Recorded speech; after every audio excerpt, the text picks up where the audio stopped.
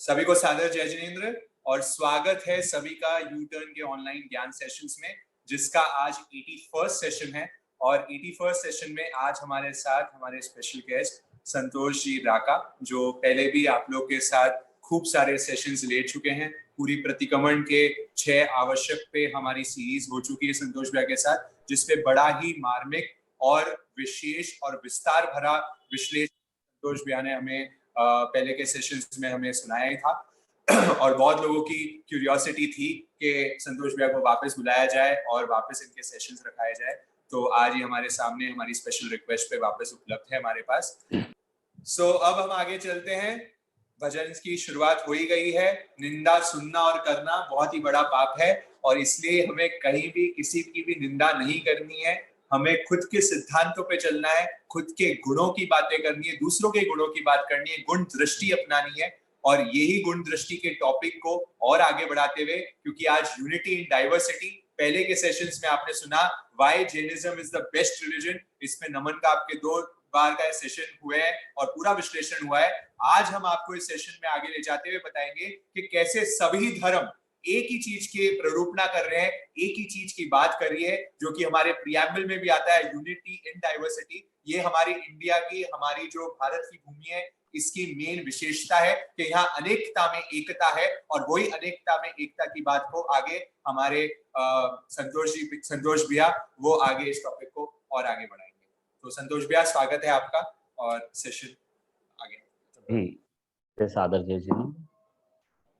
व्यवहार के विषय में ज्यादा न जाते हुए सीधे अपने प्रार्थना के साथ प्रारंभ करना चाहूंगा।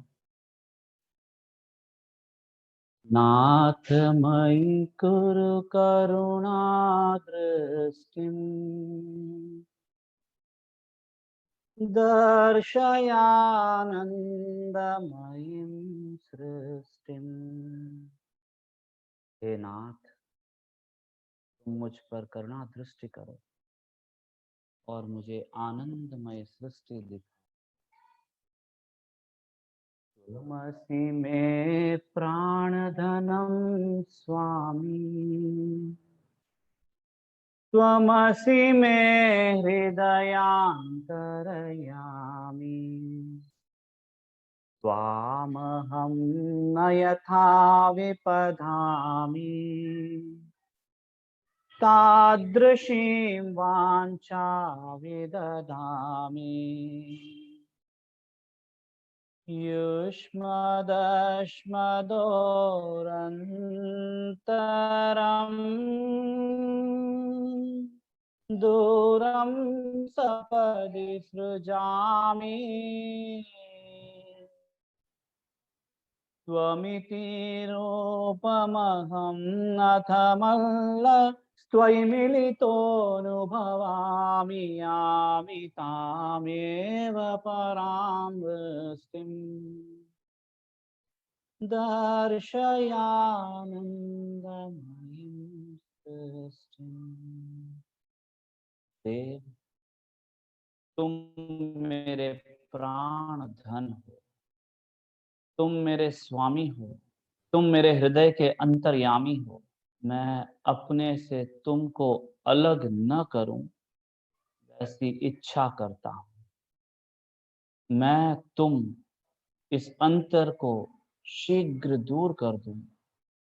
मैं तुमसे मिलकर मैं तुम ही हूं ऐसा अनुभव करता रहूं और वैसा ही बनने का प्रयत्न करता रहूं। ऐसी आनंदमय सृष्टि की वर्षा हो, हे नाथ, ऐसी कृपा। सिद्धाणम नमो किच्चा संजयाणम च भावो, सिद्धों को वंदना, संयम मृत्यु और प्रशस्त और आत्म संपदा को नमन। अनंत कृतज्ञता अवसर के लिए आप सब लोगों का सानिध्य प्राप्त। जैसे निपुण भाई ने कहा, वैसे कोई विशेषता वाली बात नहीं है, तो अपने अपने दृष्टि की बात है। आज का विषय रहा यूनिवर्सिटी इन डाइवर्सिटी, भिन्नता में एकता का दर्शन। धर्म की भिन्नता, धर्म भिन्न भिन्न नामों से जाना गया। सभी धर्मावलंबी अपने धर्म को श्रेष्ठ कहते हैं।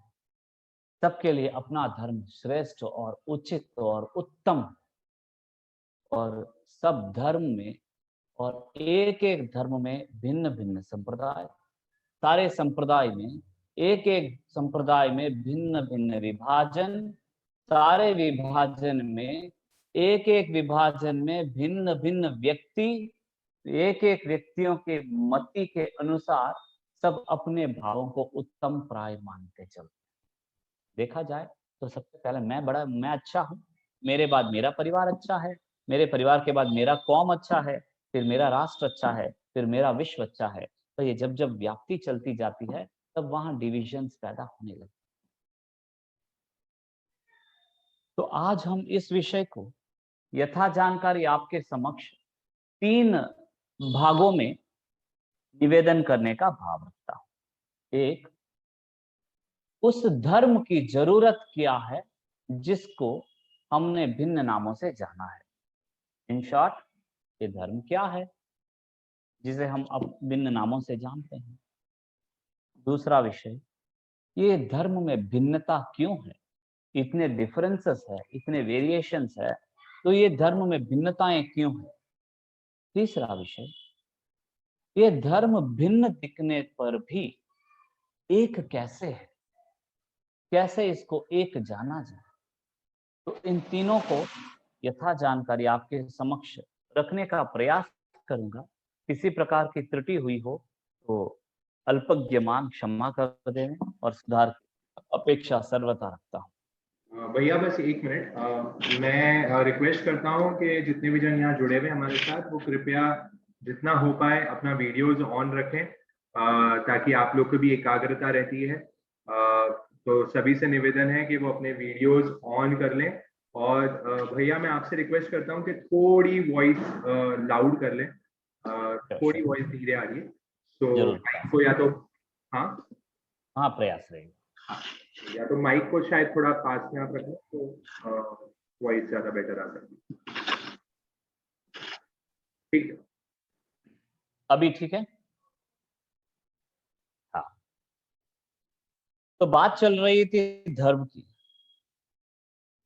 क्या धर्म का कोई नाम होता है? जैन धर्म हुआ, बौद्ध धर्म हुआ, ईसाई धर्म हुआ, मुस्लिम है, भिन्न भिन्न नामों से हम भिन्न भिन्न धर्मों को जानते हैं। यह धर्म होता कहाँ है, इसकी यात्रा कहाँ से प्रारंभ हुई, इसको अगर देखा जाए तो इसको प्रारंभ करने के पहले एक छोटे से दृष्टांत को जोड़ना चाहूंगा। होप वॉइस ठीक है निपुण जी? हाँ, और थोड़ी सी लाउड आ तो रही है बट और क्लियरली आ सकती है बस वो।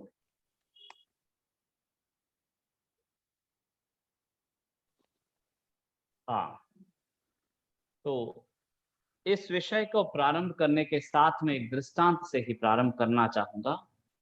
एक बार एक इंस्पेक्शन की दृष्टि से एक इंस्पेक्टर एक स्कूल में गए थे।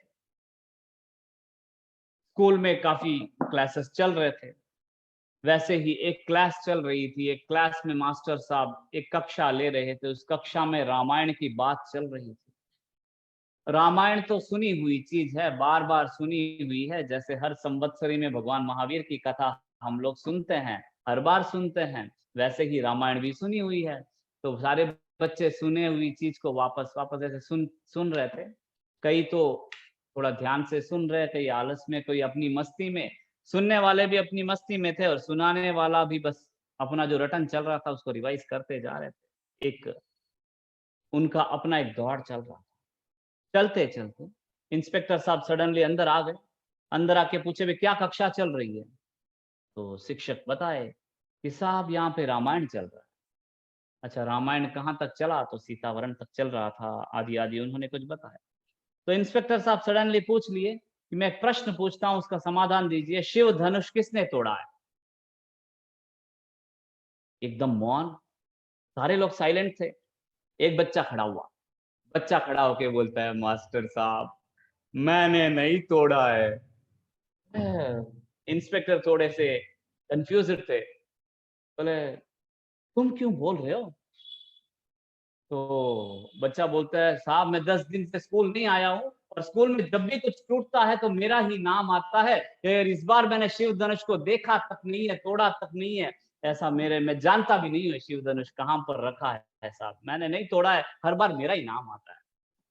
अब शिक्षक देखे, शिक्षक खड़े हुए, इंस्पेक्टर के पास आए, साहब ये जो लड़का है ना बहुत मस्तीखोर है, इसी ने तोड़ा होगा शिव धनुष और हमको कोई डाउट ही नहीं है क्योंकि हर बार ये कुछ ना कुछ तोड़ता है। इंस्पेक्टर एकदम कंफ्यूज थे। बोले शिक्षक पढ़ाने वाले को भी शिव धनुष के बारे में अभी कुछ जानकारी की कमी लगती है, क्या बात है? बोले ऐसे शिक्षक पढ़ाएगा तो बच्चे कैसे पढ़ेंगे? तो इंस्पेक्टर कुछ नहीं बोला, वहां से सीधे गया प्रिंसिपल साहब के पास। प्रिंसिपल साहब के पास जाकर बोला, प्रिंसिपल साहब आपको पता है आपके स्कूल में क्या चल रहा है? प्रिंसिपल साहब बोले बताइए साहब क्या चल रहा है? तो बोले मैंने पूछा शिव धनुष किसने तोड़ा? तो आपका एक बच्चा बोलता है कि मैंने नहीं तोड़ा और शिक्षक बोलते हैं उसी ने तोड़ा होगा, ये चल रहा है। प्रिंसिपल साहब बोले साहब आप नाराज मत होइए, हो सकता है उसी बच्चे ने तोड़ा हो सकता है, शिव धनुष वही तोड़ा हो सकता है, आप नाराज मत होइए क्योंकि है ना हर बार वही कुछ तोड़-फोड़ करता है, आप चिंता मत कीजिए, हम जो भी रिपेयरिंग का काम है रिपेयरमैन को बुला के और शिव धनुष को रेडी करवा देंगे, तो प्लीज सर आप नाराज मत होइए। इंस्पेक्टर को समझ में नहीं आया मैं क्या बताऊं, क्या कहूं? इंस्पेक्टर सीधे गए एजुकेशन डिपार्टमेंट के पास। एजुकेशन डिपार्टमेंट में जो भी ऑफिसर थे, हायर अथॉरिटीज थे, उनके पास जाकर कंप्लेंट करने लगे, this is the state of education, अपने यहाँ पे इस तरह से पढ़ाया जा रहा है कि एक रामायण में शिव धनुष की बात चलती है। तो उन्होंने सीधा कहा, सीधे अपने विषय को रखा कि मैंने पूछा शिव धनुष किसने तोड़ा, तो बच्चा कहता है मैंने नहीं तोड़ा, शिक्षक कहते हैं बच्चे ने ही तोड़ा, और यहाँ तक प्रिंसिपल कहता है कि शिव धनुष को बच्चे ने ही तोड़ा है। कैसे होगा साहब? एजुकेशन ऑफिसर कहते हैं आप इस झमेले में क्यों पड़ते हैं, शिव धनुष की रिपेयरिंग प्रिंसिपल करवा देंगे, जिसने भी तोड़ा है ना वो रिपेयरिंग प्रिंसिपल करवा देंगे, आप इस झमेले में मत पड़िए क्योंकि फिर क्या होगा, बच्चे सारे स्ट्राइक वाइक करने लग जाएंगे कि हमने नहीं तोड़ा, आपने तोड़ा, स्कूल में थोड़ी प्रॉब्लम सारी क्रिएट हो जाएगी, इसलिए जो भी शिव धनुष की रिपेयरिंग का काम है सर वो प्रिंसिपल करवा देंगे, आप चिंता मत कीजिए। दुविधा कहाँ है कि कई बार हम बहुत सारी चीजों को जानते ही नहीं है, जानते न जानते हुए हम उसको एक्सेप्ट कर लेते हैं कि हम जानते हैं। दुविधा कहाँ है कि हम हमारे अज्ञानता को एक्सेप्ट ही नहीं करना चाहते हैं। जब व्यक्ति अपनी कमी को, अपनी अज्ञानता को एक्सेप्ट नहीं करना चाहता कि I don't know this and I want to know this, तब कहीं जाके रास्ता खुलता है सच्चाई का, सत्यता का।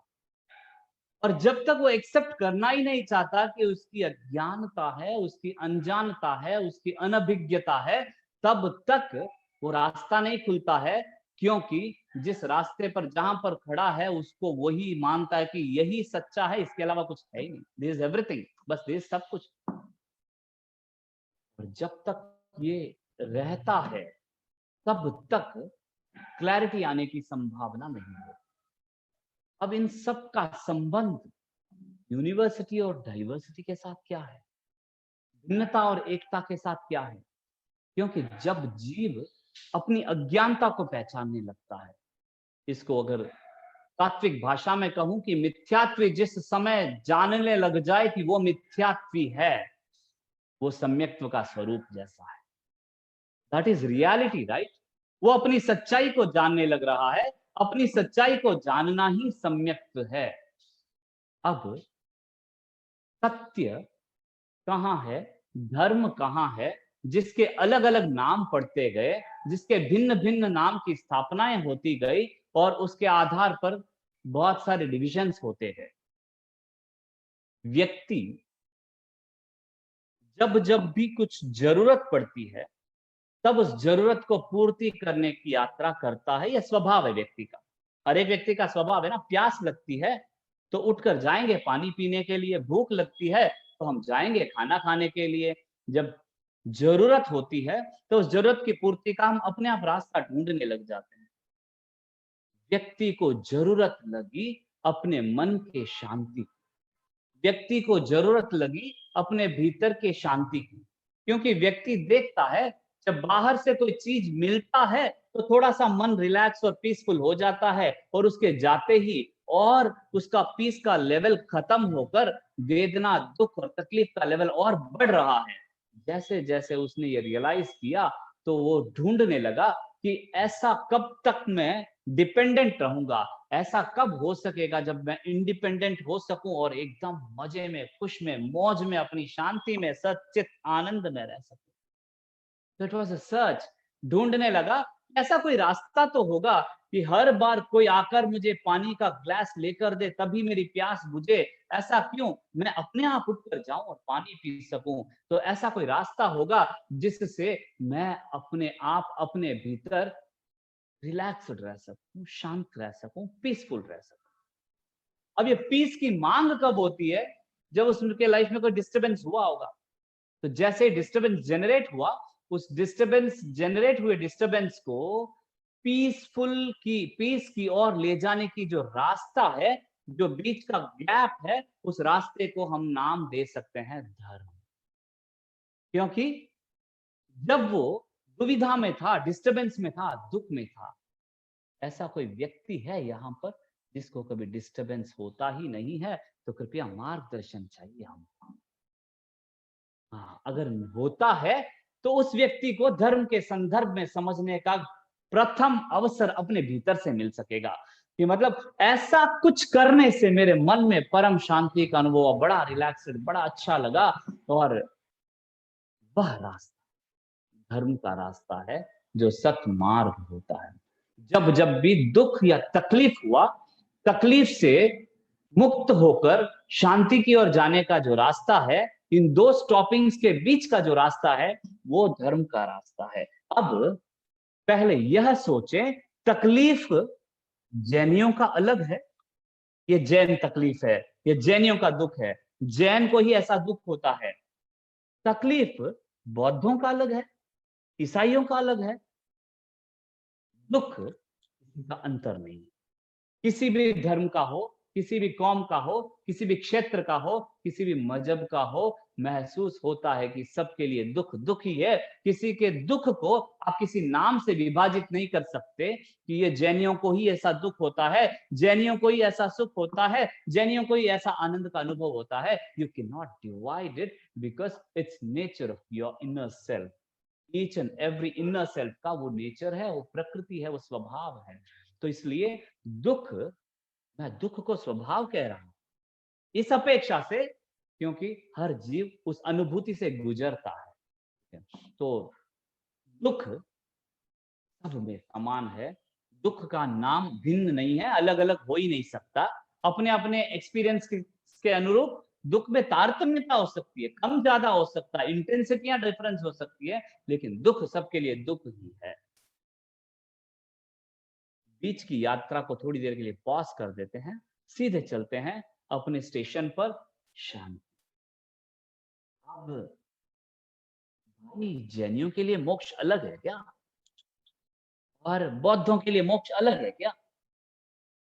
या फिर जैन या फिर कोई अन्य मुसलमान हो या फिर हिंदू हो या ईसाई हो, सबके लिए शांति अलग है क्या? नहीं, he is experiencing only Jain peace, he is experiencing only Sanatani peace, he is experiencing only Buddhist peace and joy। ऐसा अलग होता है क्या? जहां तक मेरी समझ है, इन दोनों चीजों में कुछ अलग है ही नहीं।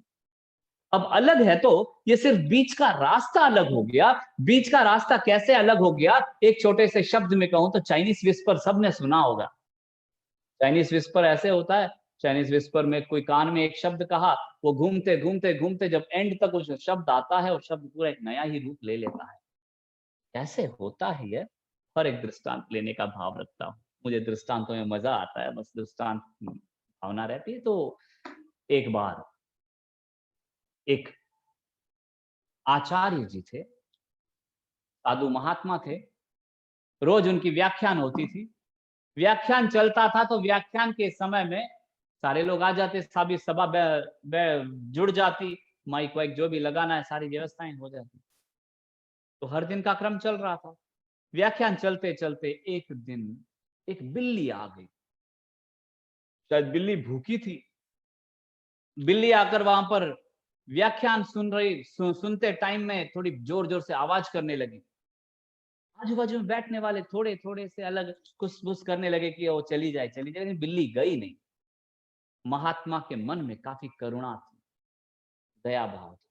महात्मा जी ने अपनी व्याख्यान को थोड़ी देर के लिए स्थगित किया, रोका, और फिर महात्मा जी ने कहा कि थोड़ा सा प्याले में बिल्ली को पहले दूध पिला दो, उसके बाद व्याख्यान कर लेंगे, क्या है।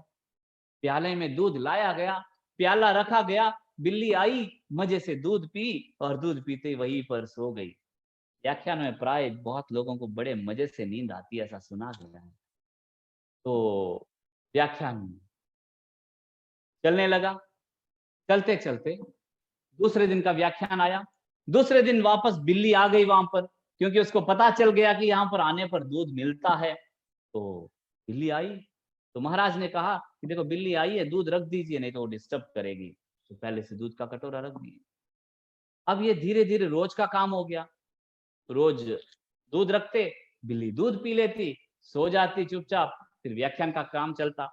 चलते चलते कालांतर में थोड़े समय के बाद आचार्य जी का देहावसान हो गया, उनकी मृत्यु हो गई। आचार्य जी की मृत्यु हो गई तो उनके पाठ पर उनके जो फॉलोवर थे या फिर उनके जो युवाचार्य थे, युवराज थे, वो वापस अब आचार्य पद पर आसीन हुए। पहले दिन का व्याख्यान था, व्याख्यान पर बैठे, व्याख्यान स्टार्ट करने वाले थे, मतलब व्याख्यान स्टार्ट नहीं हुआ। आचार्य जी इधर उधर देख रहे थे, तो क्या हुआ, सब लोग सोच रहे हैं क्या हुआ, महाराज व्याख्यान स्टार्ट कीजिए, क्या हो रहा है। युवाचार्य जी जब आचार्य बन गए, बोले देखिए अपनी परंपरा है, अपनी परंपरा है कि हम पहले बिल्ली को दूध पिलाते हैं, उसके बाद व्याख्यान करते हैं। अब युवाचार्य जी ने जैसे कहा तो वैसे ही बोले बिल्ली तो है नहीं।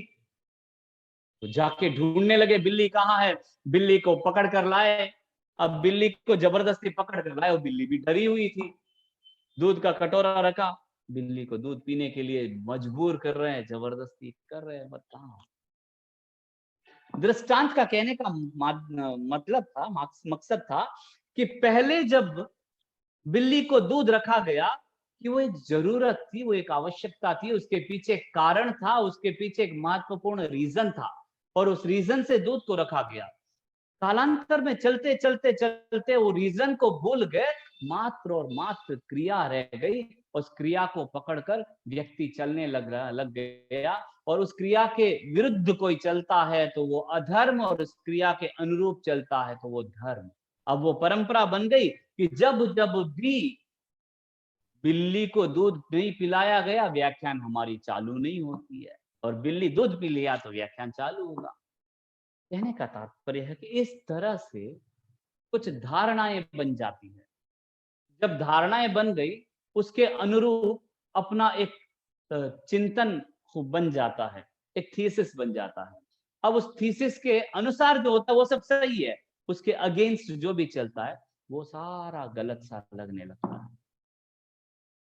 एक और दृष्टांत के साथ बताना चाहूंगा कि समझ लीजिए, केवल ज्ञानी है। केवल ज्ञानी को हम ऐसा मान लेते हैं कि ऐसे पर्सन अपने सामने है जिनको सामने दूर पर जो भी बोर्ड में लिखा हुआ सब कुछ दिख रहा है, उनको सब कुछ दिख रहा है। अब जिसको सब कुछ दिख रहा है, हम उनके पास जाते हैं और पूछते हैं कि भाई साहब वहां क्या लिखा हुआ, इस क्वेश्चन का आंसर थोड़ा पढ़ के बता दीजिए। तो तत्क्षण देखते हैं और बता देते हैं, क्योंकि उनके आईज का पावर साइट इतना स्ट्रॉन्गर था, ऐसे व्यक्ति की विद्यमान था। समय के चलते चलते जो पावरफुल साइट वाले थे उनका अभाव हो गया, अब वो है नहीं। तो उनके पीछे जो थोड़ा सा बेटर साइट वाले थे, पूरी साइट नहीं है, उनको पूरा दिखता तो नहीं है, लेकिन थोड़ा जोड़ जोड़ के पढ़ लेते हैं। जिनको भी चश्मा है ना, वो लोग जब भी टेस्टिंग के लिए जाते हैं तो वहां पे जो रील घूमती है, तो घूमते घूमते वो साइट में कुछ ऐसे लेटर्स आ जाते हैं जो धुंधला दिखेगा और आप अंदाजा लगाकर पढ़ने लगते हो। बस वैसे ही ऐसे व्यक्ति है जो अंदाजे से बता सकते थे, कुछ चीजों को जोड़कर बता सकते थे क्या लिखा हुआ।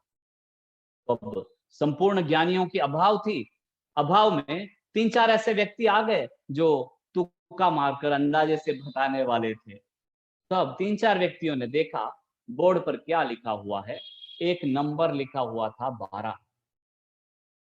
अब एक व्यक्ति ने कहा कि ये लगता है कि एक के बाजू में एक घड़ा रखा हुआ है। अब दूसरा व्यक्ति कहता है कि एक के बाजू में एक धनुष और कमान रखा हुआ है। तीसरा व्यक्ति कहता है कि एक तो व्यक्ति सीधा गुरु खड़ा है, बाजू में शिष्य झुककर बैठा हुआ है। और चौथा व्यक्ति कहता है कि ये तो एक संसार है, ये जो टेढ़ा मेढ़ा है और सीधा है तो मुक्ति का मार्ग है। चारों ने अपना अपना कुछ बता दिया। अब पीछे कुछ लोग आए, 150 लोग आए, 100 व्यक्ति आए। 100 व्यक्तियों के सामने इन चारों ने अपने अपने व्यूज रखे। अब उन 100 व्यक्तियों में कुछ 20-25 लोगों को पहले वाले की बात ठीक लगी और उनके साथ जुड़ गए। 20-25 लोगों को दूसरे वाले की बात ठीक नहीं, ये जो बोल रहे ना ये ज्यादा ठीक लगता है, ये संगत लगता है, क्योंकि ये जिस तरह से बता रहे ना वो मैच खा रहा है। तो जिन जिन को जो ठीक लगा उसको वो उनके साथ जुड़ गए। अब तीसरे वाले बोले ये खड़े जो सीधा नंबर लाइन जो है वो गुरु है, जो बेंडेड है वो शिष्य है, गुरु के सामने शिष्य झुका हुआ है नंबर 2 को देखकर। जो तीसरे वाले को कुछ लोगों को लगा नहीं ये बात सही है, तो सारे लोग उसके साथ जुड़ गए। चौथे वाले को देखकर किसी ने कहा एक सीधा है जो मोक्ष मार्ग है और टेढ़ा मेढ़ा संसार का मार्ग है। बात सही है ना भाई, टेढ़ा मेढ़ा संसार का मार्ग और सीधा मोक्ष का मार्ग है। तो कुछ लोग उसके साथ जुड़ गए। मतलब सच्चाई को पहचानने के अभाव में अंदाजे के साथ जो चीजें अपने सामने निकल रही है उसको देखकर कुछ लोग एक के साथ जुड़ गए। उनको जो लगता है कि हाँ ये ठीक है, जुड़ गए और वो एक परंपरा बन गई और एक धर्म बन गया। जब वो एक परंपरा बन गई तो उस परंपरा का वैसा नाम पड़ने लग गया जैसे जैन धर्म, जैसे बौद्ध धर्म, जैसे ईसाई धर्म, आदि आदि भिन्न भिन्न धर्मों का नाम पड़ने लग गया। अब इन धर्मों का अलग होना, इतने सारे डाइवर्शंस डिविजन्स होना क्या सही है, क्या अच्छा है, क्या होना चाहिए? क्योंकि भिन्नता क्यों हुई इसमें तो यही लगता है कि कुछ लोग एक से जुड़ गए और वो धर्म की भिन्नता होगी और उसकी पकड़ उस चीज में जब हो जाती कि हमारा ये ही सही है बाकी सब गलत, वहां पर डिविजन्स पैदा हो जाते हैं। इसको मैं अपनी रूखी भाषा में एक कोल्ड टेररिज्म बोलता हूं। एक शांत आतंकवाद है जहां पर ये आतंक की लड़ाई बड़ी शांति के साथ लड़ी जाती है कि मैं ही सही बाकी सब गलत। ये एक बड़ा शस्त्र है जो युगों युगों तक इस लड़ाई को चलाए रखता है, क्योंकि जब संपूर्ण सत्य होता है तो बहुत जल्दी खुल जाता है, जो संपूर्ण झूठ होता है बहुत जल्दी खुल जाता है, लेकिन जो अधूरा सच और अधूरा झूठ होता है वो युगों युगों तक लोगों को इधर उधर घुमाते हुए रुला देता है, बहुत जल्दी खुलता नहीं है। अपने विषय पर आते हुए कि धर्म में भिन्नता क्यों है, तो व्यक्ति के मति के अनुसार जिसने स्थापना कर दी कि यही सही है और फिर कुछ लोग उसको फॉलो करने लग गए, मास बन गया, पार्टी बन गई और उस पार्टी के अनुसार पार्टी के नारे, पार्टी का नाम, पार्टी की स्थापना, सारी व्यवस्थाएं अपने अपने चलने लग गई और एक अलग मत परंपरा बन गई। अब क्या ऐसे अलग अलग मतों का, अलग अलग परंपराओं का, अलग अलग नाम से धर्म का होना सही है या गलत? हर विषय में सही गलत दोनों की स्थापना होती है ऐसा लगता है। ऐसा बताया जाता है कि सम्यक दृष्टि जिसकी है उसको गलत में भी परम सत्य परम सच्चाई दृष्टिगोचर होती है और जो मिथ्या दृष्टि है उसको सही में भी गलत ही दिखने लगता है। हमें हर चीज के भीतर उस सच्चाई तक पहुंचने का प्रयास करना चाहिए कि बिल्ली को दूध क्यों पिलाया गया, नहीं तो बिल्ली को जबरदस्ती लाकर दूध पिलाने का काम करने में हम भी मजबूर हो जाएंगे। तो ये अलग अलग धर्मों का होना, नाम से धर्म का होना सही है या गलत? तो सुनने में आया था एक बार बड़ा सुंदर उदाहरण महात्माओं के मुखारविंद से कि महात्मा जी ने कहा,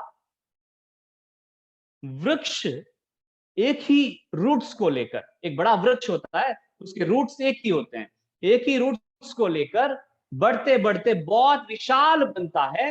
वो विशालता इतनी होती है, उसके बहुत सारे ब्रांचेस चारों ओर व्याप्त होते हैं। जब उसके सारे ब्रांचेस चारों ओर व्याप्त होते हैं, हर डाल पर पत्ते, फल, फूल, पुष्प आते हैं और हर डाल पर अनेक चिड़िया आदि बैठकर अपने गीत गुनगुनाते हैं। हर डाल पर चिड़िया अपने घोंसले बनाते हैं और हर डाल पर उस सौंदर्यता का, उस मनोहरता का, उस ललितता का हम आस्वादन करते हैं। तो अब एक ही रूट है, रूट एक ही है, उसके इतने ब्रांचेस होकर इतना व्याप्त होना विकास है या ह्रास है?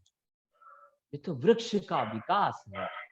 धर्म का भिन्न भिन्न नामों से इस रूप में व्याप्त होना, ये कहीं पर भी ह्रास नहीं है, ये विकास है। क्योंकि भिन्न भिन्न मति वालों के लिए भिन्न भिन्न मार्गदर्शन बन सकता है, इसका हमारा इतिहास गवाह है। हम देखते हैं चंद्रगुप्त मौर्य एक जैन धर्मावलंबी राजा थे। चंद्रगुप्त मौर्य संलेखना स्वीकार करके वो संथारा पूर्वक अपने अंतिम समय को समाधि के साथ विराम दिया। चंद्रगुप्त मौर्य का पुत्र, अगर मैं गलत न कहूं तो बिंबसार थे। बिंबसार एक सनातन धर्मी थे। उन्होंने सनातन धर्म का अनुसरण किया और सनातन धर्म में बहुत विकास में उनका योगदान था। बिंबसार का पुत्र अशोक, राजा अशोक, अशोका एक बौद्ध धर्मावलंबी थे। देखो कितना इतिहास का कितना मार्मिक उदाहरण है कि अशोक बौद्ध धर्मावलंबी थे, उन्होंने बौद्ध धर्म के विकास में बहुत योगदान दिया। चंद्रगुप्त मौर्य जैन धर्मी इसलिए बने कि उनको उस धर्म के मार्ग से, जैन धर्म के कॉन्टेक्स्ट से, जैन धर्म के एक्सप्लेनेशन से उनको अपने पीस का रास्ता दिखने लगा।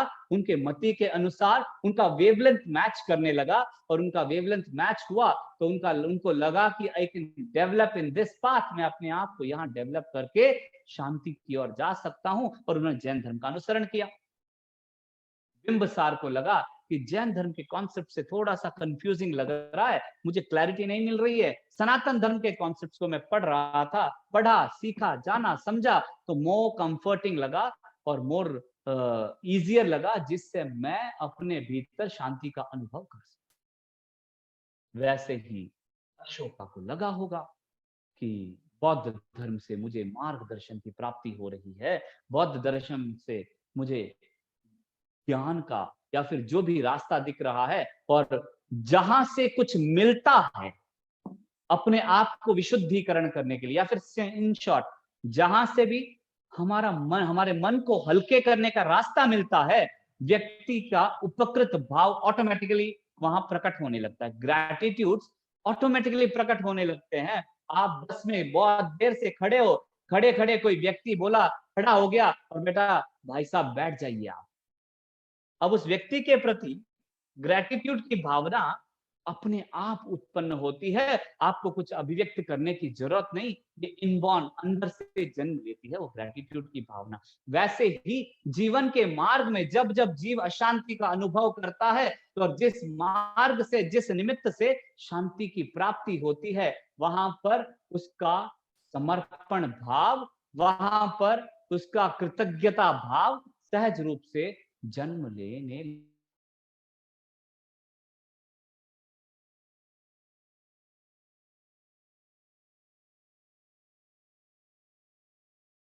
धर्म का भिन्न भिन्न नामों से स्थापित होकर विकास होना किसी भी रूप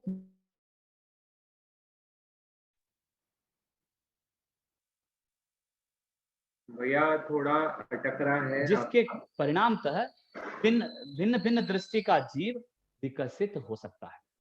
अब ये फायदे की बात थी, एडवांटेज का भिन्न भिन्न नाम से स्थापित होना, धर्म के डिफरेंट डिफरेंट नेम्स होना, डिविजन्स होना कहीं पर भी गलत नहीं है। फिर गलत है तो कहां है? गलत हो कहां रहा है?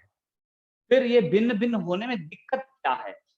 एक गांव में बहुत सारे स्कूल्स होते हैं, सारे स्कूल्स 10th के ही बोर्ड के एग्जाम्स लिखवाते हैं, सारे बच्चे उसी सिलेबस को पढ़ते हैं, लेकिन स्कूल्स के भिन्न भिन्न यूनिफॉर्म्स होते हैं, अलग अलग डिसिप्लिन होते हैं। इसका मतलब ये थोड़ी है सारे स्कूल्स का होना गलत है। गलत नहीं है। फिर यहाँ पर दुविधा क्या है, दिक्कत क्या है? एक दृष्टांत वापस लेना चाहूं।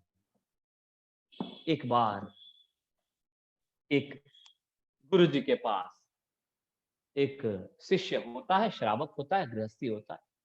उसको उस युग की बात होगी, उस परंपरा की बात होगी, जहां पर उनके पास बहुत सारे साधन के लिए, जरूरत के लिए चीजों का उपयोग चलता रहा होगा।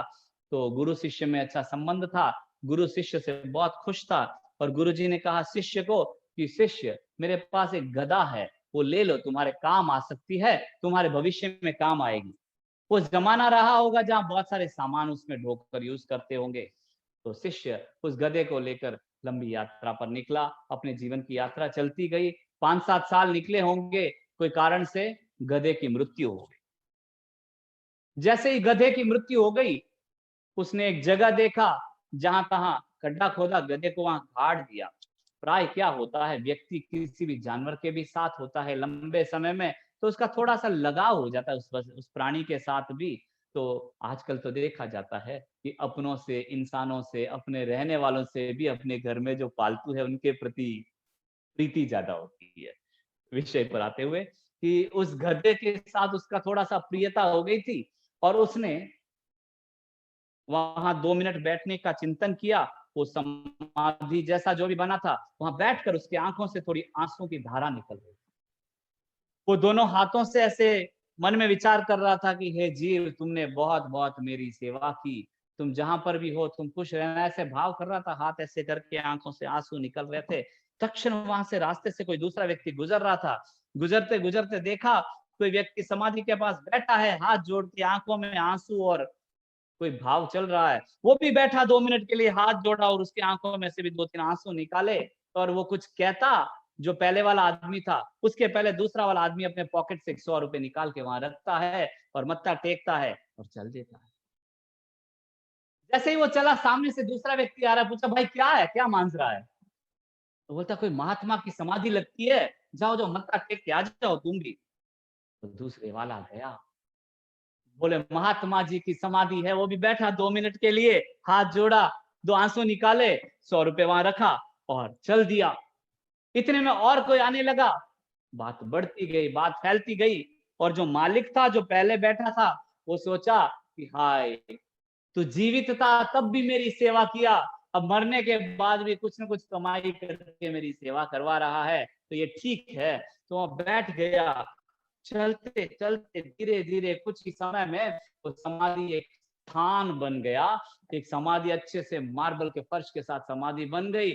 बहुत लोग आने लग गए, बोले महात्मा जी की समाधि नाम बोर्ड लग गया, और बहुत बड़ी जगह बन गई थी। वहां का क्रम क्या चलता, रोज सुबह आते ही वो मालिक अपना हाथ जोड़ के आंसू गिराता, और जितने भी लोग आते वो भी उसी पोजीशन में हाथ जोड़कर आंसू गिराते, और कुछ समय आंसू गिराकर फिर वहां से जो भी छड़ावा देना छड़ावा देकर चल दे। उस व्यक्ति जो मालिक का गधे का, उस मालिक के जो गुरुजी थे जिन्होंने गधे को गिफ्ट किया था, उन गुरुजी का उस गांव में पदार्पण हुआ, सत्संग हुआ। सत्संग होने के बाद लोगों ने कहा गुरुजी, गांव के बाहर एक महात्मा की समाधि है, बहुत प्रभावी समाधि है, आपको तो एक बार जाना चाहिए। बोले महात्मा जी की समाधि है तो जाना ही चाहिए, इसमें क्या है। साधु थे, साधु से साधु मिलने की भावना तो होती है। तो गुरुजी वहां गए, गुरुजी भी जाकर मत्था टेके, मत्था टेकर जैसे ही सर उठाया तो सामने देखे कि वो उनका शिष्य बैठा हुआ था जो पहले बहुत निकट था। अरे तू यहाँ पर? बोले गुरुजी आप यहाँ पर? बोले हाँ, मैं महात्मा जी के यहाँ मत्था टेकने के लिए आया। शिष्य बोला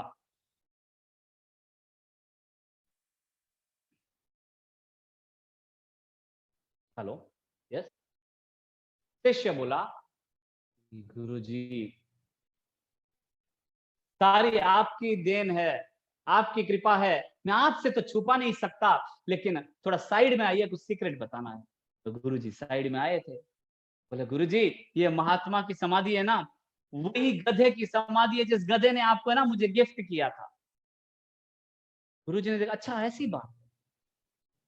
शिष्य देखता, क्या बात है। गुरुजी चौंके नहीं, गुरुजी को अचंबा नहीं लगा, बात क्या है।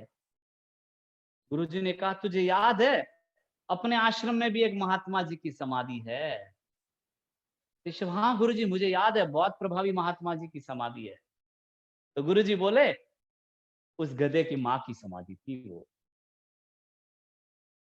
मतलब व्यक्ति सोचता नहीं, अपना चिंतन लगाता नहीं, आंखें बंद कर कर कुछ मान लेता है, उस मान्यता को ही सच समझकर बस एक दौड़ पर चलता है। उस दौड़ में उसे कुछ नहीं सोचता, उसको सिर्फ एक ही चीज दिमाग में रहती है कि बस जैने में जिसको मैंने मान लिया वही सही है।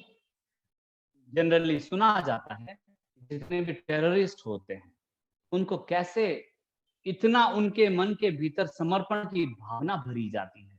इतना समर्पण तो हमारे परिवार में हमारा भी नहीं होता है, जितना समर्पण उनका जीवन दान तक का समर्पण चलता है।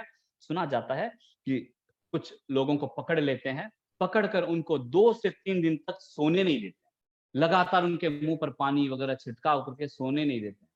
जब 2 से 3 दिन तक सोने नहीं दिया जाता तो उनका जो मेमोरी है, उस समय का जो कॉन्शियस मेमोरी है वो लैप्स हो जाती है, यानी सब कुछ भूल जाते हैं। होता है ना, नींद गहरी नींद आ रही है तो अब सो नहीं पा रहे हो तो अपने आप कुछ ब्लैबर करेंगे। गहरी नींद आ रही है, सोने का मौका नहीं मिल रहा है तो बहुत कुछ दिमाग में अपने आप दिखने लगेंगे, या फिर कुछ ना कुछ हम उलट पुलट बोलने लगे, यानी अपनी मेमोरी जो है डैश करती है या फिर उनका एक्सीडेंटल जैसे होता है।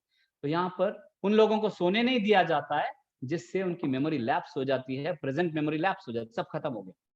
अब उनके दिमाग में सिर्फ एक ही चीज भरा जाता है कि तुम्हारा नाम अमुक है, तुम्हारा लक्ष्य ये है, तुम जन्म लिए इसी के लिए, और कुछ नहीं है। बस पुरानी मेमोरी सब चली गई, नई मेमोरी में सिर्फ वही चीज भरी गई। अब जब वो चीज भर गई उनके दिमाग में तो उसके अलावा और दूसरी चीज कुछ होती ही नहीं है। वैसे ही जब अपने मति के भीतर, अपने मस्तिष्क के भीतर कोई एक भाव को, एक विचारधारा को, एक धारणा को लेकर हमने भर लिया, जो हमारे यहाँ कहा गया है वही सही है, उसके अलावा बाकी सब गलत है, वह उस आतंकवाद के समान लगता है जो लड़ाइयां करवाने में कारण बनता है। एक दूसरा, मन में भी अहंकार को पैदा करने का कारण बनता है। तीसरा, अपने भीतर सत्य के खोज में विघ्न बनता है। अपना सत्य का खोज कैसे होना चाहिए, उसमें एक लाइन मिलता है गुरु कृपा से कि आग्रहहीन गहन चिंतन का द्वार हमेशा खुला रहे। मतलब हमारे भीतर वो आग्रह है कि जिस डाल पर, वो बात चली ना, वृक्ष के बहुत सारे डाल है, सारी डालियों का होना वृक्ष का विकास है। अब कोई कहता है कि जिस डाल का फल मैंने तोड़ा है वो डाल ही सही है, बाकी सारी डालियां गलत है। जो फल मैं खा रहा हूं वो फल ही सही है, बाकी सारे फल गलत है। ऐसे पकड़ के साथ जब जीव चलता है तब दुविधा हो जाती है, तब प्रॉब्लम क्रिएट होता है, तब इस भिन्नता का नुकसान पैदा होता है। अन्यथा इस भिन्नता में कोई नुकसान है नहीं। तो फिर कैसे हम इस भिन्नता को अपने मार्ग में, अपने जीवन में, अपनी पूर्णता के लिए अनुसरण करें, इस संदर्भ में एक छोटी सी जो जानकारी है वो आपके समक्ष निवेदन करता हूं कि आपको समझ ले, कोई क्षेत्र पर जाना है, कहीं पर जाना है, और कहीं पर जाना हो तो वहां के लिए एक मैप चाहिए। गूगल मैप तो आजकल है, समझ लो एक पेपर मैप समझ लेते हैं, मैप चाहिए। अब आपके पास मैप तो है, लेकिन उस मैप में बहुत सारे क्षेत्रों को जोड़ दिया गया है, जिस वजह से रास्ता क्लियर नहीं। आपके फ्रेंड के पास एक मैप था, उस मैप में देख कि छोटे छोटे गांवों को लिखा ही नहीं, उसमें सिर्फ पॉइंट टू पॉइंट और सीधा रास्ते का मैप दिया गया है। अब जिस व्यक्ति को लगता है कि छोटे छोटे गांवों को कनेक्ट करके मैप इजियर है, तो वो मैप को यूज कर ले। जिसको लगता है कि पॉइंट टू पॉइंट वाला मैप इजियर है, तो वो उस मैप को यूज कर ले। वैसे ही ये सारे धर्म संघ, ये सारे धर्म के क्षेत्र, ये सारे धर्म की यात्रिक मैप्स है अपनी यात्रा। क्योंकि हर एक व्यक्ति हर एक धर्म में कुछ चाहता है, तो शांति की खोज से ही वहां चलता है। हम धर्म में एकता क्या है, अब भिन्नता की बात चली। भिन्नता होना कहीं गलत नहीं है। भिन्नता को स्वीकृति की दृष्टि से देखे तो गलत नहीं है, भिन्नता को अपने भेद की दृष्टि से देखे तो गलत है। ऐसा लगता है, यथा जानकारी क्षमा याचना। अब यहीं पर धर्म में एकता की बात, तो क्या है वह धर्म, कौन सा धर्म उत्कृष्ट? क्षमा याचना चाहूंगा, यहाँ यह बात को बताने का भाव रखता हूं कि क्या किसी धर्म का नाम होता है? तो धर्म का कभी नाम होता नहीं है, क्योंकि धर्म एक एक्सप्रेशन है, धर्म एक फीलिंग है, धर्म एक एक्सपीरियंस है, और एक्सपीरियंस का कोई नाम नहीं होता है। Experience is only an experience which is experienced. Apart from that उसको कोई एक नाम नहीं दिया जा सकता। इसीलिए कहा गया कि चैतन्यानुभव धर्म। जब चैतन्य का अनुभव होता है, वहां धर्म होता है। अब जब मैंने कहा कि मैं ही सही हूं, दूसरों को गलत है कहने की जरूरत नहीं है। इनडायरेक्टली सबको मैंने गलत स्थापित कर दिया। जब मैंने कहा मैं ही सबसे उत्कृष्ट हूं, दूसरों को निकृष्ट कहने की जरूरत नहीं है, सब अपने आप को ऐसी श्रेणी में। जब मैंने कहा कि ये बहुत अच्छा है, तो बाकी सी चीजें का स्वाद कम है, इसे बोलने की अपेक्षा नहीं, तक्षण मैंने अपने भाव रख दिए। क्योंकि ये मिरर इमेज होता है, जहां राग होता है वहां द्वेष स्थिर रहता है। इस बात को यहां क्यों लिया गया? जब उत्कृष्टता की बात आती है, तो अगर मैं कहूं जैन धर्म सबसे उत्कृष्ट, और एक मुसलमान कहे कि इस्लाम धर्म सबसे उत्कृष्ट, कोई गलत नहीं, सब अपने अपने में सब सही। तो फिर इसे कैसे हम लें, कैसे स्वीकारें? धर्म अनुभव है। प्रश्न चला भगवान के सामने कि भगवान कौन मोक्ष को प्राप्त करेगा? क्या श्वेतांबर, क्या दिगंबर, क्या तत्व को गहराई से जानने वाला, या तर्क को गहराई से जानने वाला, कौन मोक्ष को प्राप्त करेगा? तो समाधान मिलता है संभवतः यथा जानकारी, न श्वेतांबरत्वे च न दिगंबरत्वे न तत्ववादे च न तर्कवादे, कषाय मुक्तैश्च कलिमुक्तिरेव। न श्वेतांबर है, न दिगंबर है, न सफेद कपड़े पहन लिया वह मुक्त होगा, न कपड़े खोल दिया वह मुक्त होगा, न तत्वों को गहराई से जानता है वह मुक्त होगा, और जो तत्वों को गहराई से जानकर जितना जानता है तत्वों को तर्क से, न वो मुक्त होगा। मुक्ति के लिए एक ही साधन है, कषाय से जो मुक्त होता है वह अपनी शांति को प्राप्त हो सकता है। देखते हैं मुसलमानों में एक दूसरे का जो अभिवादन की बात चलती है ना, सलाम अलैकुम, तो सामने वाला कहता है वालेकुम अस्सलाम। इतना सुंदर अभिवादन मेरे जीवन के अनुभव में मैंने कभी सुना नहीं। उस अभिवादन में क्या अर्थ गोचर होता है? तो पहले वाला कहता है सलाम अलैकुम, तो बोलता है कि आपके भीतर शांति बनी रहे। इतनी बड़ी बात है। जेय बुद्धा ऐकंता, जेय बुद्धा अनागया, संति ते सिम पैठाणम भूयाणम जगई। जहां संसार में जितने भी बुद्ध हुए हैं, बुद्ध होने वाले हैं, ऐसे होंगे संति ते सिम पैठाणम, जो शांति की खोज करके निकलता है, और जो शांति को हासिल करता है वो सिद्धत्व बुद्धत्व को प्राप्त करता है, और उस चीज को आप में बनी रहे। ऐसा एक मुसलमान भाई कहता है कि सलाम अलैकुम, आपके भीतर शांति बनी रहे, जिसके बनी रहने से आप सिद्धत्व को प्राप्त हो सकते। वापस सामने वाला अभिवादन देता है वालेकुम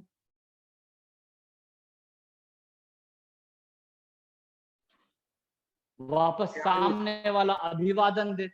यस फाइन, बैक एम भैया एक बार नेटवर्क थोड़ा देख लीजिए, लास्ट का थोड़ा पार्ट वापस रिपीट कर लीजिए। सलाम अलैकुम। अस्सलाम वालेकुम। तो सलाम अलैकुम, अस्सलाम वालेकुम, वालेकुम अस्सलाम, यानी आपके भीतर शांति बनी रहे और सामने वाला वापस कहता है कि आपके भीतर भी वह शांति बनी रहे। जहां जिन धर्म कहता है कि उस शांति की खोज करने पर, प्राप्ति करने पर जीव सिद्धत्व को प्राप्त होता है, उसका उपहार आपको एक मुसलमान भाई देता है। कितना सुंदर अभिवादन है कि आपके भीतर शांति बनी। इस्लाम में जब देखा जाए तो तुलना में जब ईसाइयों में देखते हैं तो ईसाइयों में भी ऐसा ही कुछ मिलता है कि maybe peace upon us, आपके भीतर शांति बनी रहे। सारे लोग उसी शांति की खोज में है। भगवान बुद्ध कहते हैं अप्पा दीपो भवः, क्योंकि दीप के प्रज्वलित होने से अशांति मिट जाएगी, अशांति मिटने से शांति रह जाएगी। सब एक ही चीज को तो ढूंढ रहे हैं, सब एक ही चीज को खोज रहे हैं। उपनिषद कहता है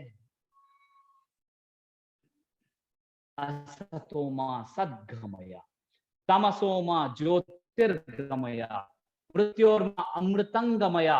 मैं असत से सत्य की ओर विहार करूं, मैं तम से ज्योति की ओर विहार करूं, मैं अंधकार से प्रकाश, अमरत्व की ओर, मृत्यु से अमरत्व की ओर विहार करूं, क्योंकि ओम शांति ही शांति ही शांति ही, इनसे मुझे मेरे भीतर शांति की स्थापना होगी। सारे लोग घूम फिरा कर एक ही बात को कह रहे हैं, सिर्फ रास्ता जो है अलग है, भाषा जो है अलग है, शब्द शैली जो है अलग है, expression of your experience may vary, may different, may be different basing on your time, place and situation. बाकी experience can not be different, because जो भी आप अनुभव कर रहे हो वह समान है, अपने भीतर ही है।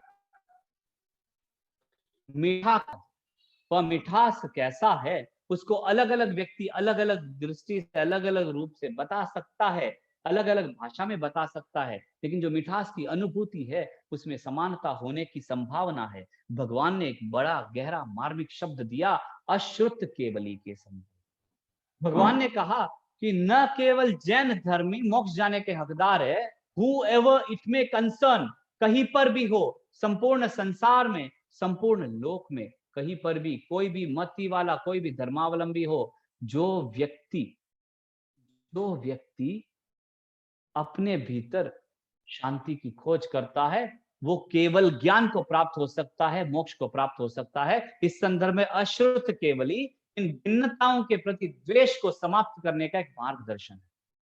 भगवान ने कहा ऐसा जीव भी है, ऐसे भी लोग होंगे जो कभी अपने आत्म विहार में अनेक जन्मों की यात्रा से लेकर मोक्ष जाने तक, केवल ज्ञान प्राप्ति तक जैन धर्म के निकट नहीं आएंगे, केवल ज्ञानी की व्याख्या नहीं सुनेंगे, जैन धर्म या फिर अन्य धर्म, जैन धर्म के किसी भी विषय के निकट नहीं आएंगे, जानेंगे नहीं, जैन तत्व ज्ञान पढ़ेंगे नहीं, जैन प्रतिक्रमण करेंगे नहीं, संतारा संलेखना लेंगे नहीं, पौषध प्रतिक्रमण, सामायिक उपवास आदि किए नहीं, फिर भी केवल ज्ञान को प्राप्त होकर सिद्ध बुद्ध मुक्त हो सकता है अपने आत्मा की यात्रा में।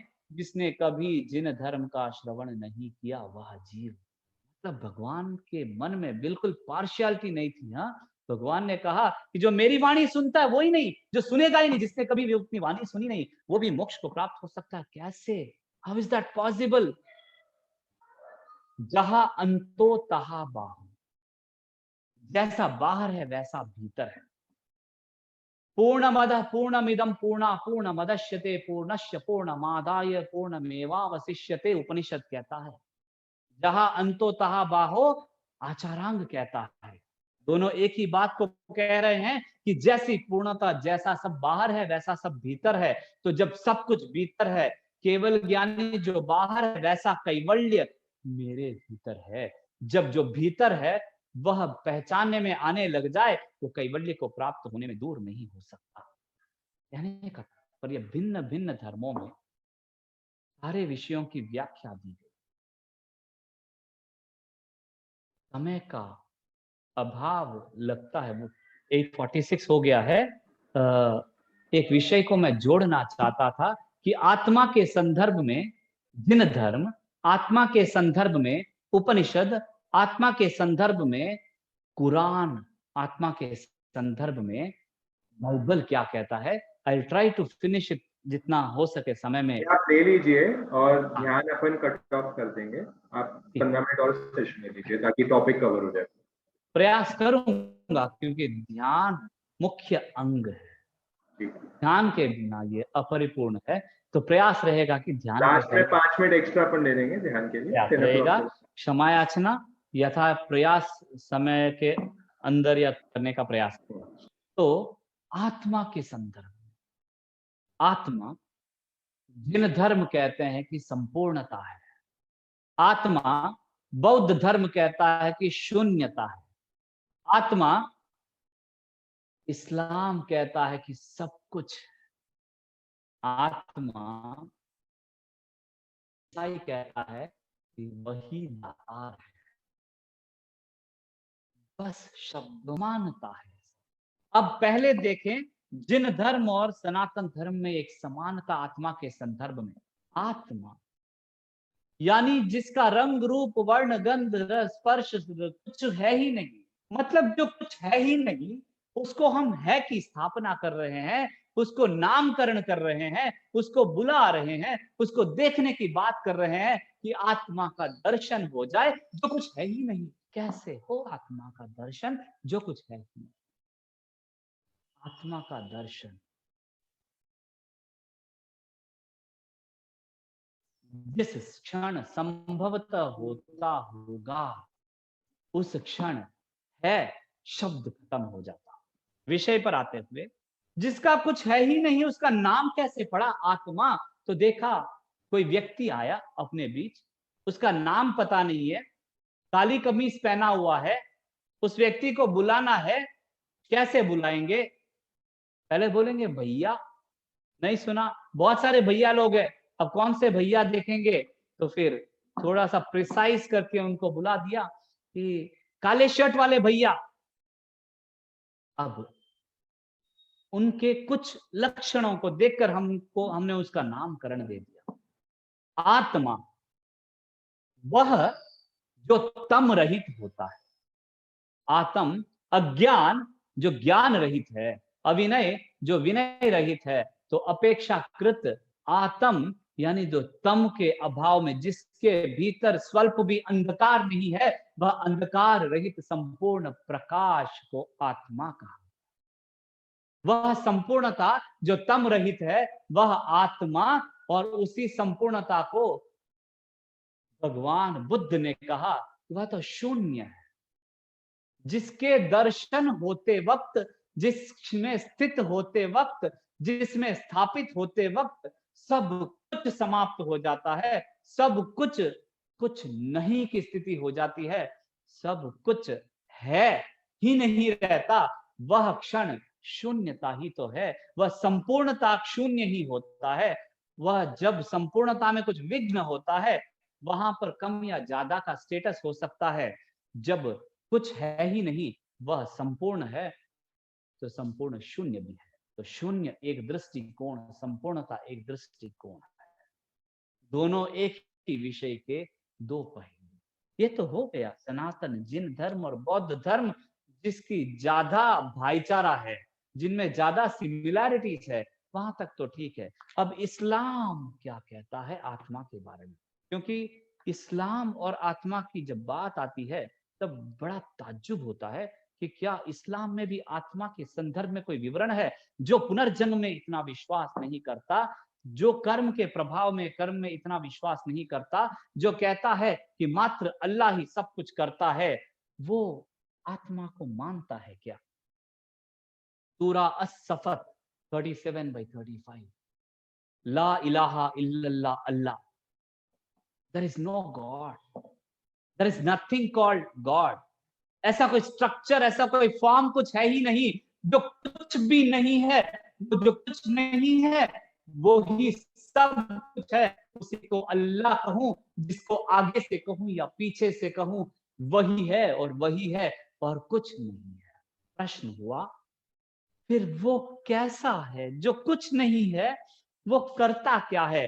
तो फिर आगे मिलता है सूरत अल इमरान 3:2 में, ला इलाहा इल्ला हवा। बोले वही है जो प्रकृति के कण कण में परिवर्तन कराने वाला है। संसार में जितने भी परिणमन परिवर्तन हो रहे हैं, every change is in his abode, हर एक परिवर्तन उसका ही परिणाम है। यथार्थ लगता है, जिन धर्म भी इसको स्वीकृत करता है, सनातन धर्म भी इसको मानता है। यस, हर एक परिणमन उसी के कारण से होता है। फिर वापस प्रश्न किया गया कि जो रंग नहीं, रूप नहीं, स्पर्श नहीं, कुछ है ही नहीं, वह कैसा है? वह अल्लाह कैसा है? ला इलाहा अल्लाह अन, वह कैसा है? समाधान मिलता है, अल्लाह वैसा है जैसे छाव रहित प्रकाश। जिस प्रकाश की छाया नहीं है, वैसा है अल्लाह। और आगमों में, उपनिषदों में विवरण मिलता है कि वह संपूर्ण प्रकाश है। जहां संपूर्ण प्रकाश है, वहां छाया कैसी? जो छाव रहित प्रकाश है, वही तो संपूर्णता है। क्योंकि जब प्रकाश गिर रहा हो तो बीच में कोई बाधा आए, संपूर्णता में विघ्न आए, तो छाव पड़ेगा। जब संपूर्णता है तो वहां छाया की कोई बात नहीं। वह संपूर्ण छाव रहित प्रकाश अल्लाह है, यह इस्लाम में कहा गया। और सनातन धर्म में, बौद्ध धर्म में, जैन धर्म में तम रहित, अंधकार रहित, यानी दो पहलू हो गए। किसी ने कहा कि छाया रहित, किसी ने कहा कि प्रकाश सहित। सिर्फ रहित और सहित की बात है। जिसने रहित को सहित और सहित को रहित मान लिया, तो दोनों अपने कॉलर कमीज पकड़कर लड़ पड़े कि बस मैं ही सही। इस्लाम में अमन की बात चलती है। हम अमन चाहते हैं, हम अमन की स्थापना करना चाहते हैं और अमन के लिए पूरा लड़ना चाहते हैं। भाई, भगवान कहते हैं कि अशांति का कारण क्या है? भगवत गीता कहता है कि अशांति का कारण क्या है? अशांति का कारण मन है, मन के भीतर की धारणाएं है। मेरी एक प्रेरणास्पद प्रिय कहते हैं कि जीवन तो बहुत सरल है, जीवन बहुत हल्का है, सिर्फ अपनी ख्वाहिशें इसे भारी कर देती है। तो वैसे ही अमन चाहते हैं, ये अपना मन ही अपने दुविधा दुख का कारण है। और इस अमन की प्राप्ति की प्रयास ही सारा जीव करता है। जिस समय यह मन से मुक्त हुआ, अमन की अवस्था हुई, तो स्वतः शांति की स्थापना हो गई। इसी का तो नारा लगाते हैं कश्मीर में वे लोग कि अमन चाहते हैं। वे भी मन को मिटाने के प्रयास में लगना चाहते हैं। पता नहीं रास्ता कितना जानते हो। और हमारे तीर्थंकरों ने, सिद्धों ने, बुद्धों ने, सारे सिद्धियों ने जो प्राप्त किया, सारे उसी प्रयास से तो चले। अमन की ओर चलते चलते सिद्ध बन गए। ये अंतर नहीं दिखता है। तत्व ज्ञान गहरी चीज है, लेकिन तत्व ज्ञान बहिर से आता है तो भेद खड़ा करता है। तत्व बोध भीतर से आता है तो भेद को समाप्त करता है। जब तत्व बोध भीतर से प्रकट होता है, तो इन सारे चीजों में यूनिवर्सैलिटी दिखेगी, इन सारे चीजों में समानता दिखेगी। वही तत्व ज्ञान जब बाहर से कलेक्ट किया गया, तो भेद दिखने लगेगा कि हमारे 25 बोल में ऐसा कहा जाता है, हमारा पुण्य ऐसा कहता है, हमारा पाप ऐसा कहता है। और जिसे जानते नहीं, पता नहीं कि धनुष राम का है, धनुष शिव का है, धनुष किसने तोड़ा है।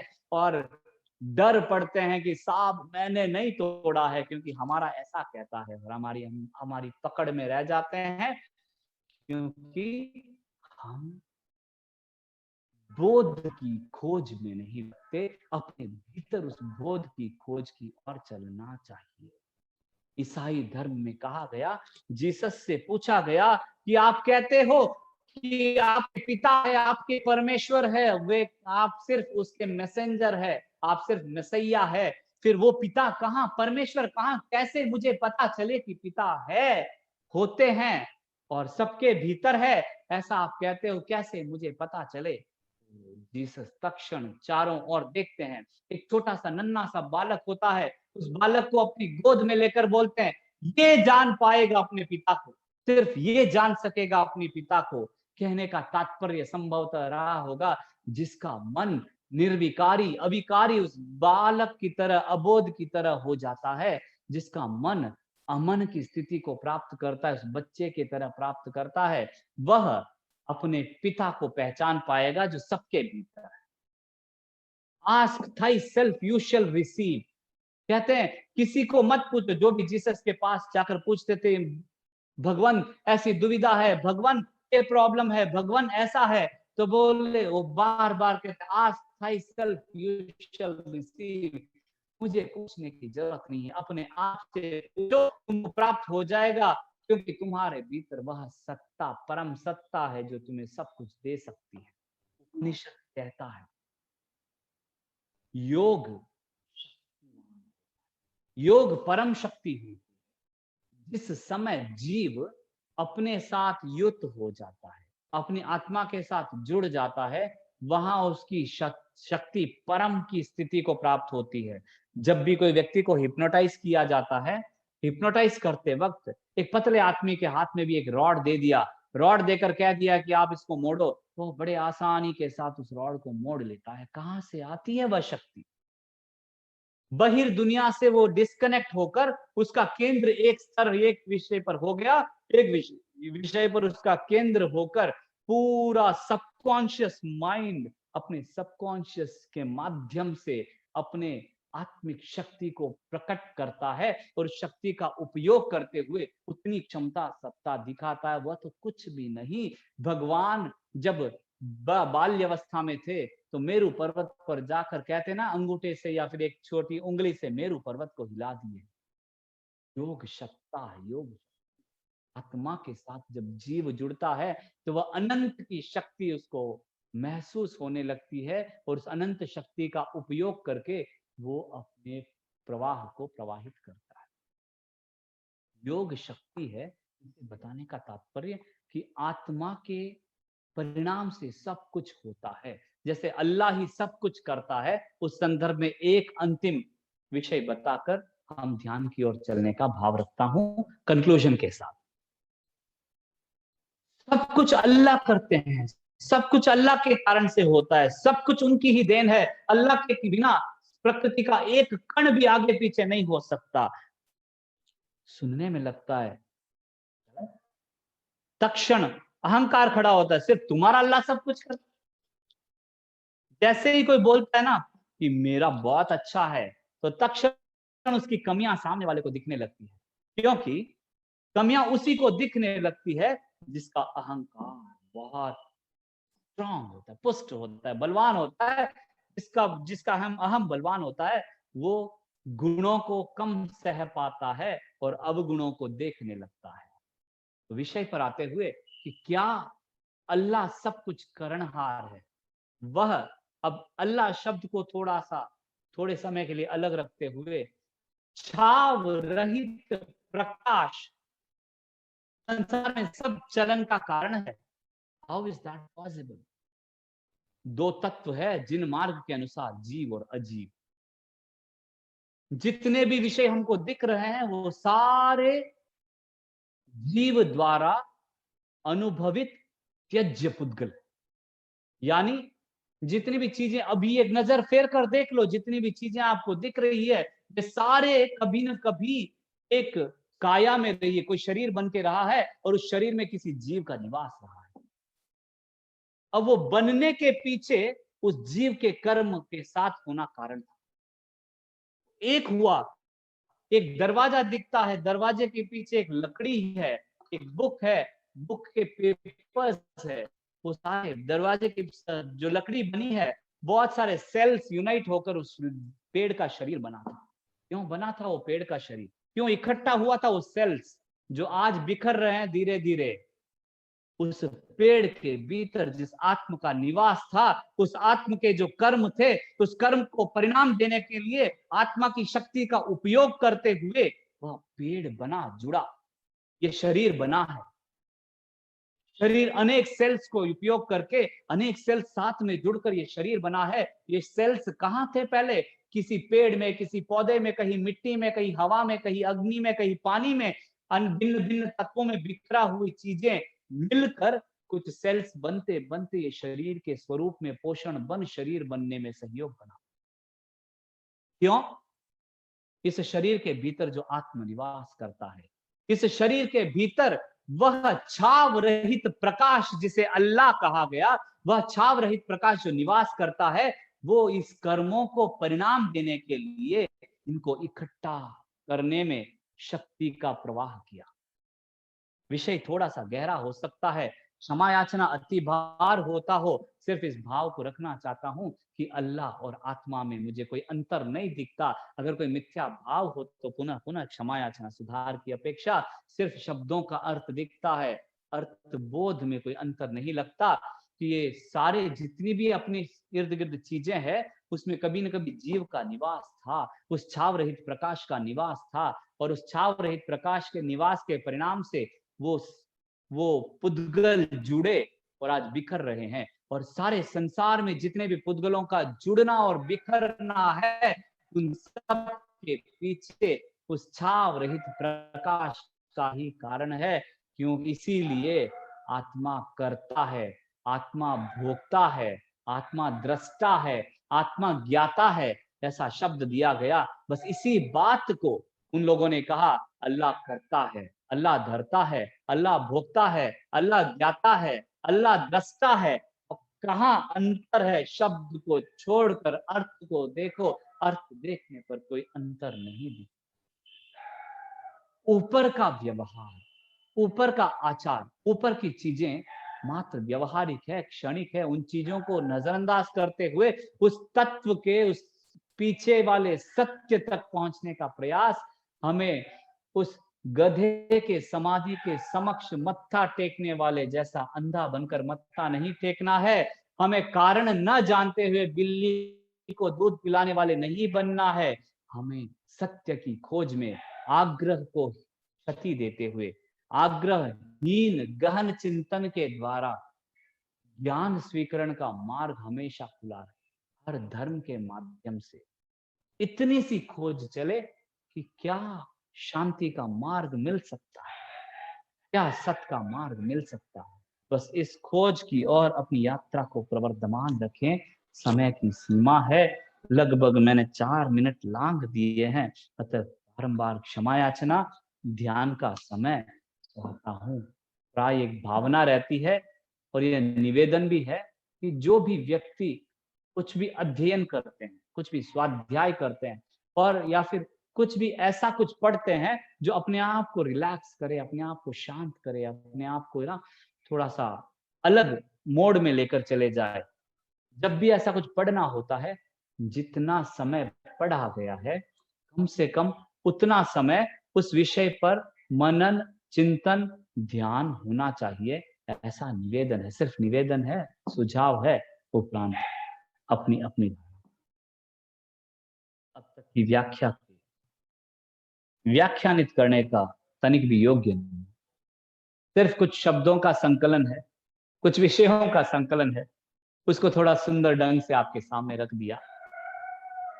रखने में किसी प्रकार का मिथ्या भाव प्रकट किया हो, बड़े मुंह छोटी मुंह बड़ी बात कही, या फिर किसी प्रकार से अति भार जैसा विषय हो, सब क्षणों के लिए, सब स्थितियों के लिए, हर निमित्त को अनंत अनंत आभार, अनंत अनंत क्षमा याचना, बारंबार क्षमा याचना, स्वयं से तत्समिच्छामि दुक्कडम करते हुए निवेदन